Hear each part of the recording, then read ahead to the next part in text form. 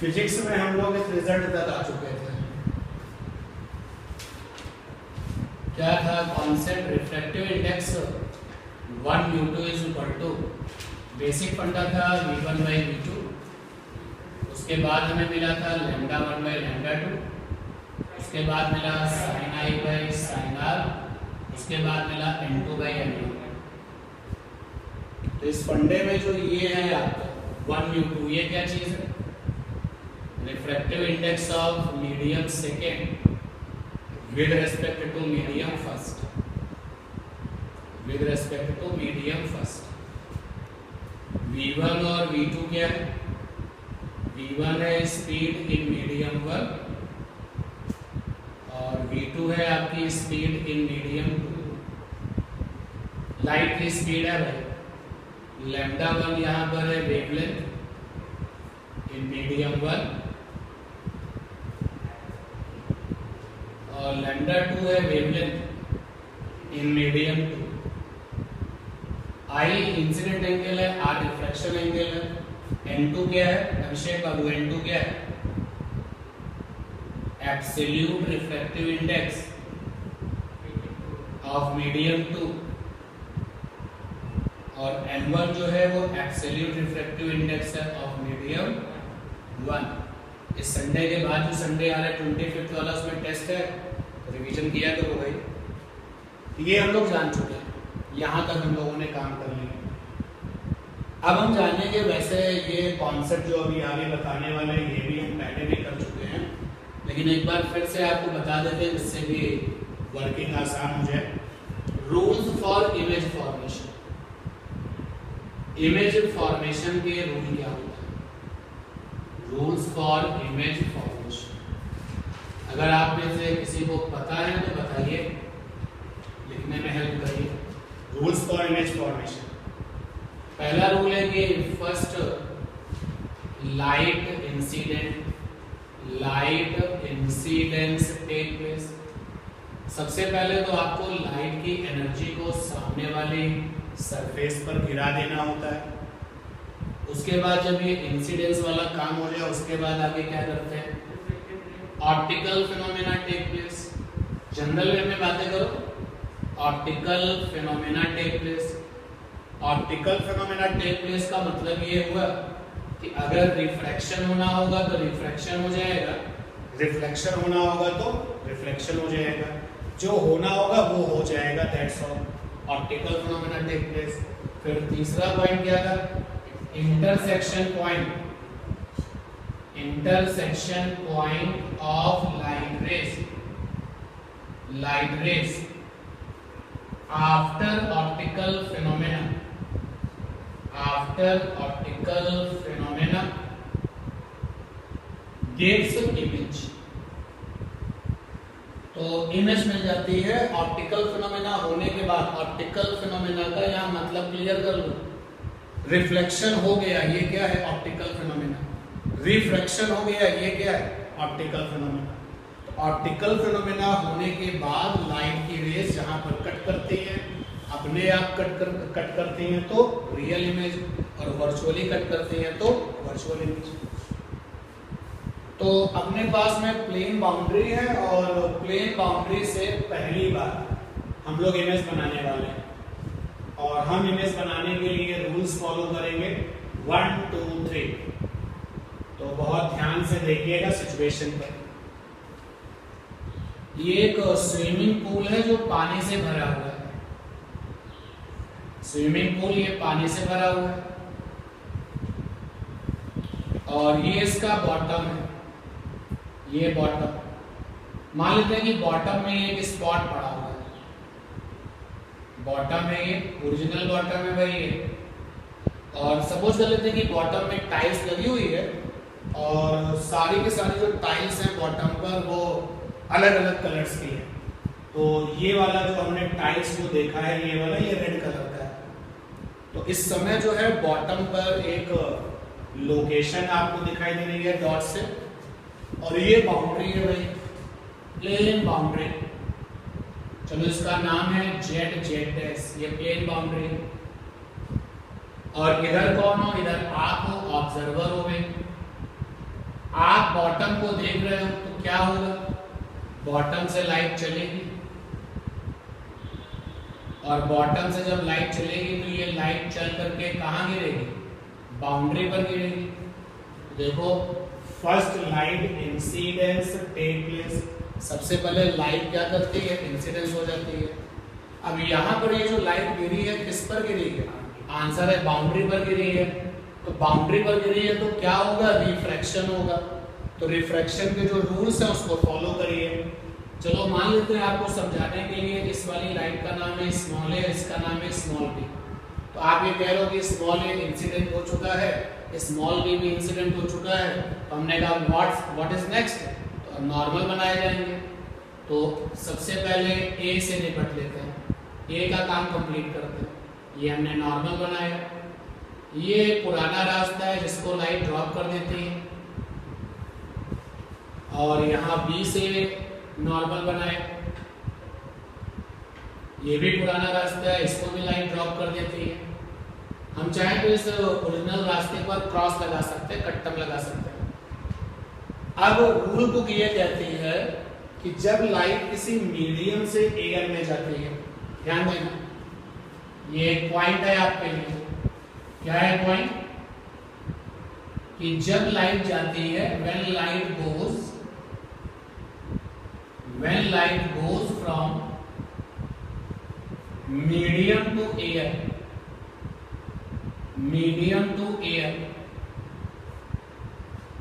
या फिर लिखा जाए medium to vacuum,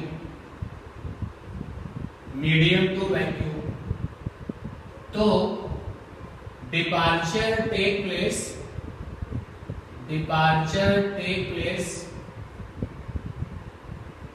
away from normal. ये बात हम एक्सप्लेन करेंगे, अभी हम आपको केवल एक पॉइंट बताना चाह रहे हैं। अभी जैसे जैसे आगे बढ़ेंगे तो क्रिटिकल एंगल पर पहुंचेंगे, जो बात अभी हमने लिखी हुई है उस समय हम इसको प्रूव भी कर देंगे कि ऐसा क्यों होता है। फिलहाल हमें यहाँ पर सीखने की जरूरत है कि अगर लाइट किसी मीडियम से एयर में जाती है या मीडियम से वैक्यूम में जाती है तो उसका जो डिपार्चर होता है वो कैसा होता है, away from normal. Departure take place away from normal. देखो ये बी वाली light B dash away from the normal departure हो गया, ध्यान देना बहुत इंपॉर्टेंट लाइन आने वाली है। इस पर हम आ चुके हैं, optical phenomena take place according to the rule. तो रूल ये कहता है कि बाउंड्री पे गिर चुकी है तो नॉर्मल बनाया जा चुका है। अब रूल ये कहता है कि जब मीडियम से एयर जाती है तो डिपार्चर कैसा होता है, अवे फ्रॉम द नॉर्मल। तो ये बी वाली लाइट डिपार्चर करके क्या हो जाएगी, बी डैश, और जो ए वाली लाइट है वो डिपार्चर करके क्या हो जाएगी, ए डैश। ठीक है ना ये बात।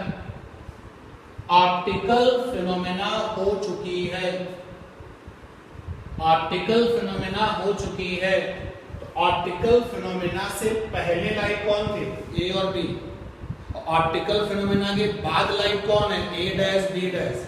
तीसरा पॉइंट है कि ऑप्टिकल फिनोमेना के बाद जो लाइट का इंटरसेक्शन है वो इमेज होता है। तो जरा देखो, चेक करके देखो कि बी डैश को अगर और आगे ले जाया जाए और ए डैश को भी आगे ले जाया जाए तो क्या ये अपने आप आगे जाके कट करेंगे, नहीं। तो अब क्या करेंगे, वर्चुअली इंटरसेक्शन कराएंगे। तो हम ए डैश को पीछे ले गए, तो ये ए डैश को हम पीछे ले गए और बी डैश को भी पीछे ले गए। तो ये जो इंटरसेक्शन आया है ये क्या है, वर्चुअल इमेज। यानी ये जो बॉटम है, बॉटम का जो ये पॉइंट है हमारी आंखों को वो कहाँ दिखेगा, यहाँ पर दिखेगा, इमेज हमको दिखेगी। इसीलिए पानी से भरा हुआ स्विमिंग पूल हमको लगता है कि कम गहरा है, क्योंकि हम जब उसके बॉटम को देखते हैं तो जो ओरिजिनल वाला बॉटम है वो नहीं दिखता है। जो बॉटम हमको दिखता है वो कौन सा दिखता है, इमेज बॉटम। और आप देखो ये इमेज जो है वो ऑब्जर्वर के करीब शिफ्ट हो गया है ना। तो जिस तरीके से बॉटम का ये वाला पॉइंट यहाँ पर इमेज बना रहा है, ठीक उसी तरीके से अगल बगल के सारे पॉइंट भी कहाँ इमेज बनाएंगे, उसी के अगल बगल बना देंगे। तो आप जिस बॉटम को देखेंगे आपको जो बॉटम दिखाई देगा वो कौन सा बॉटम होगा? इमेज वाला बॉटम, इमेज वाला बॉटम। और जो ओरिजिनल वाला बॉटम है वो ये है, ऑब्जेक्ट वाला बॉटम ये है। तो देखने वाले कैंडिडेट से पूछा जाए बताओ गहराई कितनी है, वो तो गहराई इतनी बताएगा ना, जबकि हकीकत में गहराई कितनी है ये है। तो जो रियल में डेप्थ है उसका नाम है रियल डेप्थ, कि हकीकत में स्विमिंग पूल की गहराई कितनी है, इतनी है। लेकिन जो हमको आभास होता है, जो हमको नजर आता है वो क्या, ये जो हमको एपरेंट सिचुएशन हमको पता चलती है कि मुझे ऐसा लगता है कि बॉटम ये है, तो इस वाली डेप्थ का नाम क्या है, एपरेंट है। रिफ्रैक्शन की वजह से पानी से भरा हुआ स्विमिंग पूल आपको कम गहरा दिखता है, पानी से भरी हुई बाल्टी भी आपको कंपेरेटिवली क्या दिखाई देगी, कम गहरी दिखाई देगी। क्यों दिखाई देगी, उसके पीछे कौन सा जादू काम करता है? आंसर है रिफ्रैक्शन वाला मैजिक काम करता है। ठीक, और एक बार डायग्राम बनाते हैं फॉर योर अंडरस्टैंडिंग पर्पस, कि अगर हमें किसी ऑब्जेक्ट को देखना है जो कि मीडियम में है, सपोज कर लेते हैं कि एक बार फिर से एग्जाम्पल लेते हैं, थोड़ा सा बदल देते हैं। ये पानी से भरा हुआ एक बार फिर से कोई सिस्टम है, चलो मान लेते हैं कोई रिवर है, नदी है। यहां पर एक मछली है, ये मछली है, ये मछली जो है यहां पर एज ए ऑब्जेक्ट बन गई, और हम इस मछली को देखना चाहते हैं या हम इस मछली को देख रहे हैं। देखते हैं फिजिक्स आपको क्या बताएगा। जिसको तुम देख रहे हो वो ऑब्जेक्ट है, वहां से लाइट चली, ये देखो चली लाइट। इस लाइट को हमने नाम दिया it is number 1, this one is number 2। Light boundary पर गिर चुकी है, जेड और जेड डैश। बाउंड्री के इस तरफ क्या है, लिक्विड है, वाटर है, और बाउंड्री के उस तरफ क्या है, एयर है। अब गिर तो चुकी है, अब आगे का काम क्या होगा, आगे का काम फिजिक्स का रूल बताएगा। रूल कहता है कि अगर बाउंड्री पर गिरी है तो नॉर्मल बनाइए पहले, तो लीजिए हमने नॉर्मल बना लिया। नॉर्मल बनाने की हैबिट अपनी जो है आ चुकी है। अभी थोड़ी देर पहले एक अपडेट आपको दिया, जब लाइट किसी मीडियम से एयर में जाती है तो डिपार्चर कैसा होता है, अवे फ्रॉम द नॉर्मल। तो पुराने वाले रास्ते पर ढक्कन लगा दिए, क्योंकि लाइट इस रास्ते को छोड़ देती है, ड्रॉप कर देती है, तो डिपार्चर कैसा होगा, अवे फ्रॉम द नॉर्मल। ये देखिए 1 डैश, और सिमिलरली यहाँ पे 2 वाली लाइट भी डिपार्चर करेगी। ये क्या हुआ, 2 डैश, तो 1 डैश और 2 डैश आपको दिखाई दे रहा है। अब ये जो 1 डैश और 2 डैश है आगे जाए, अपने आप इनको और आगे बढ़ाइए, और 2 डैश को और आगे बढ़ाइए। क्या आगे जाकर के ये मिलेंगे? नहीं। लेकिन अगर ये मिलेंगे नहीं तो इमेज नहीं बनेगा। तो रूल कहता है कि अगर ये अपने आप मिलते हैं तो रियल इमेज, और अगर जबरदस्ती आपको इंटरसेक्शन कराना पड़ता है तो वर्चुअल इमेज। तो 1 डैश को आप पीछे ट्रेस करोगे और 2 डैश को आप पीछे ट्रेस करोगे, तो ये रहा इमेज वाला लोकेशन, और आपकी आंखें जो हैं इसी इमेज वाली मछली को देखेंगे। जो इमेज वाला फेस है वो आपकी आंखों को दिखाई देगा। तो एक बार फिर से देखो क्या हो रहा है। रियलिटी में ये मछली जितनी गहराई पर है आपको उतनी गहराई पर नजर नहीं आ रही है। क्या सीखने को मिला है, अगर कोई ऑब्जेक्ट मीडियम में है और देखने वाला कहां पर है, एयर में है, देखने वाले का मतलब क्या हो गया, ऑब्जर्वर। अगर ऑब्जेक्ट मीडियम में है और देखने वाला ऑब्जर्वर कहां पर है, एयर में है, तो ऑब्जर्वर हमेशा इमेज देखता है, और वो जो इमेज देखता है वो इमेज ऑब्जेक्ट की ओरिजिनल पोजीशन से क्या होती है, क्लोजर। भाई आप देखो ना, ओरिजिनल वाली पोजीशन तो ये है लेकिन दिखाई दे रही है ये, तो जो इमेज है वो ओरिजिनल ऑब्जेक्ट से क्या हो जाती है, क्लोजर। सिमिलरली यहाँ पर जो ऑब्जेक्ट है वो ये, लेकिन दिखाई कहाँ दे रहा है ये, and that is why you have a concept like this. क्या, देखो जरा आप इसको, एक कॉन्सेप्ट इस पूरे डिस्कशन से आया है, नोट हेडिंग आ रही है, और फिजिक्स में उसी पॉइंट से आगे लिखिए जहां पर आपने खत्म किया था, नोट हेडिंग होगी।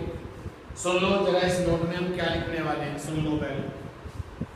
हम इस नोट में लिखाने वाले हैं कि जब कोई ऑब्जेक्ट मीडियम में होता है और जो ऑब्जर्वर है वो एयर में होता है, तो ऑब्जर्वर हमेशा ऑब्जेक्ट की इमेज देख पाता है, और वो जो इमेज होती है वो रियलिटी में ऑब्जेक्ट के कंपैरेटिवली ऑब्जर्वर के क्या हो जाती है, क्लोज, नियर। लिखेंगे आप इसको, when object is in medium, underline कर लेना, when object is in medium, when object is in medium, when object is in medium and observer is in air, and observer is in air, then always virtual image form, always virtual image form between, always virtual image form between object and observer, always virtual image form between object and observer, means